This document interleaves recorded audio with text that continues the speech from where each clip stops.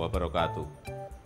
Bapak, Ibu, dan saudara-saudara yang saya hormati, tadi malam saya telah mendapatkan laporan dari Ketua Umum PSSI bahwa FIFA telah memutuskan membatalkan Piala Dunia U20 di Indonesia. Tentunya kita harus menghormati keputusan tersebut.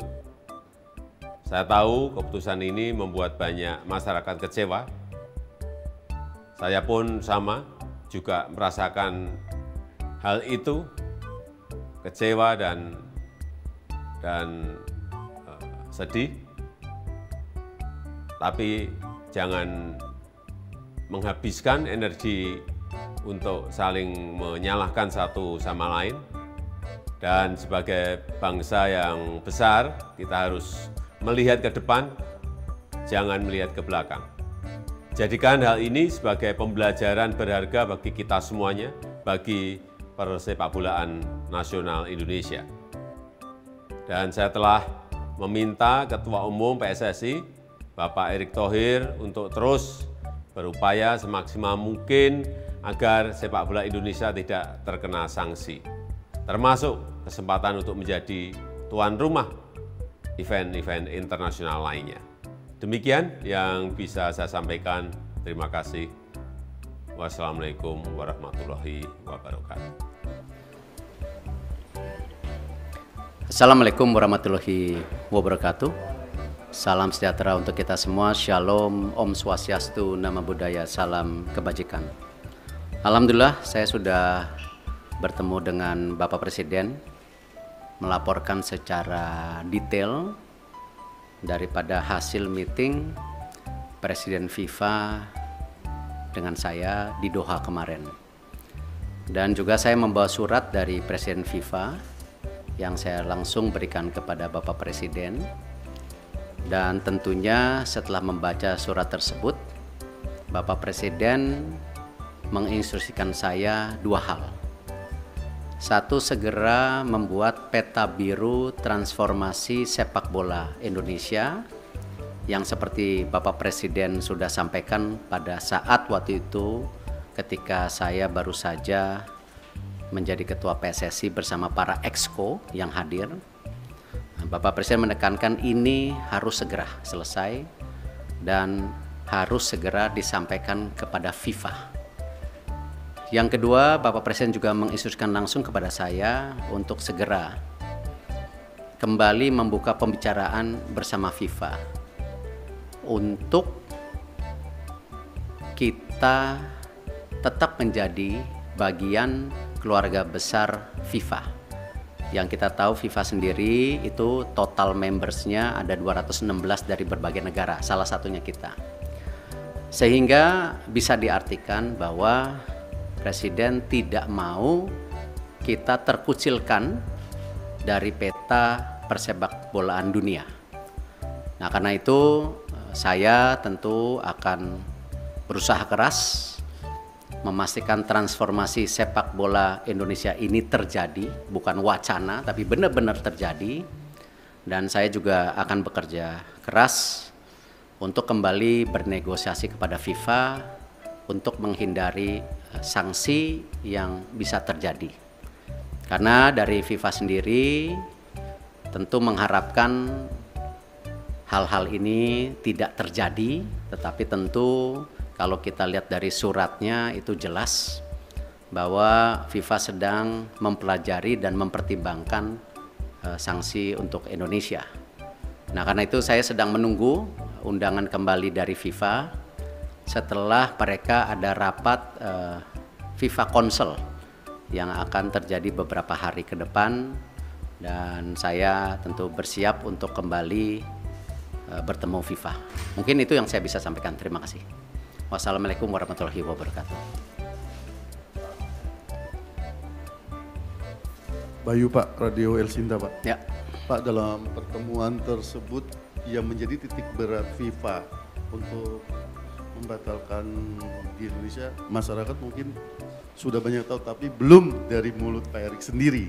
Ya. Apa, Pak, yang menjadi dasar utama pembatalan tersebut, dan nanti Kira-kira sudah ada gambaran belum Pak?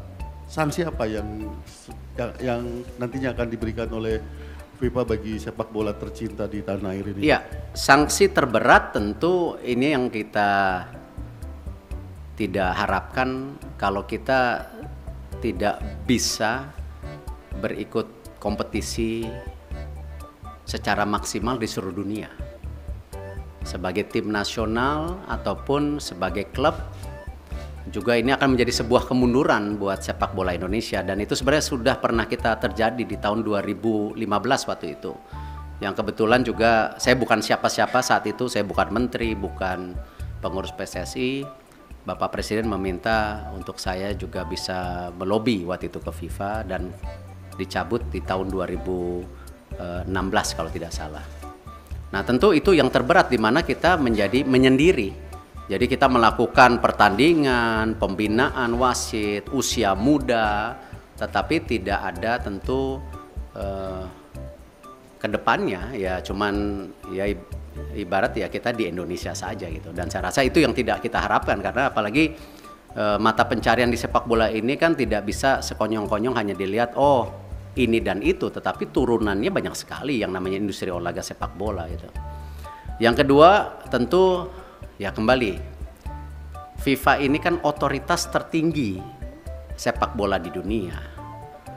Tentu dengan segala keberatan-keberatan yang sudah ya disampaikan itu, nah tentu ya FIFA melihat ini sebuah ya kalau dibilang sebuah intervensi ya. Kan lihat kalau banyak sekali FIFA itu menghukum ketika ada intervensi government gitu.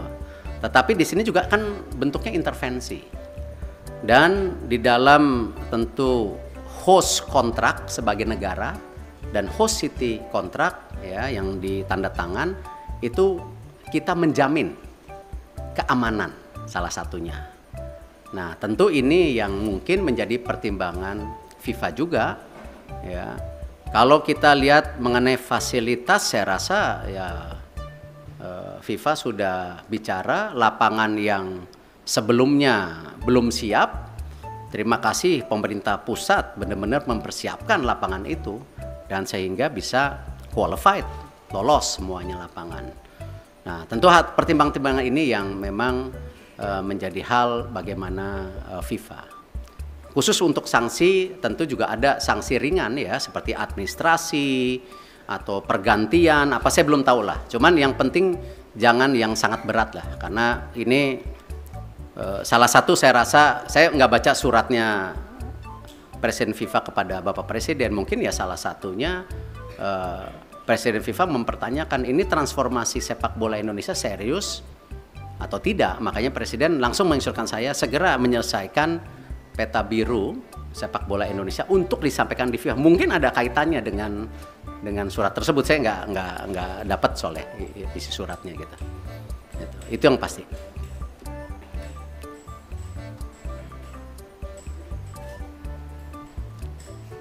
Terima kasih Pak. Saya Anto dari Harian Kompas Pak. Tadi selain cetak biru tadi untuk jangka pendek dan menengah, khususnya bagi talenta-talenta muda Pak, itu bagaimana Pak pemerintah memfasilitasi para pemain usia muda kita Pak? Karena kan Piala Dunia U20 itu sebenarnya panggung bagi mereka ya Pak ya untuk berkembang. Itu yang pertama. Kemudian yang terkait yang kedua tadi Pak soal Indonesia supaya tidak terkucilkan oleh FIFA. Israel kan juga anggota dari FIFA Pak. Sementara Indonesia ada rencana bidding Piala Dunia 2034 ya Pak. Itu gimana Pak kelanjutannya? Karena presidennya udah ada di sini Pak. Kalau ini tidak dibenahi sikap tegas kita terhadap memposisikan Israel, itu nanti akan terulang lagi kayak ini Pak. Terima kasih Pak Erick. Ya, saya rasa hari ini kita jangan berpikir terlalu jauh dengan mimpi-mimpi 2034 ada Piala Dunia, ada Olimpiade yang kemarin juga di G20 disampaikan antara Presiden IOC Thomas Bach dan Indonesia. Saya rasa mungkin dengan berat hati ya kita bicara penyelesaian ini dulu, karena itu sesuatu yang saya rasa belum menjadi sebuah hal yang prioritas hari ini. Gitu. Yang pasti ya tentu tadi disampaikan bahwa Presiden tadi bicara sama saya Presiden akan juga mengundang Timnas U20 1-2 hari ini. Saya tentu ada mekanismenya dari istana yang akan melakukan itu. Nah, Bapak Presiden, beliau sudah menyampaikan solusi-solusinya, dan tentu saya bilang, Bapak saya ikut aja, karena ini memang kan pemerintah yang harus hadir. Dan ini kenapa juga kemarin ketika pemilihan ketua PSSI kan sempat ada isu-isu seakan-akan pemerintah selalu di dalam wacana mengintervensi.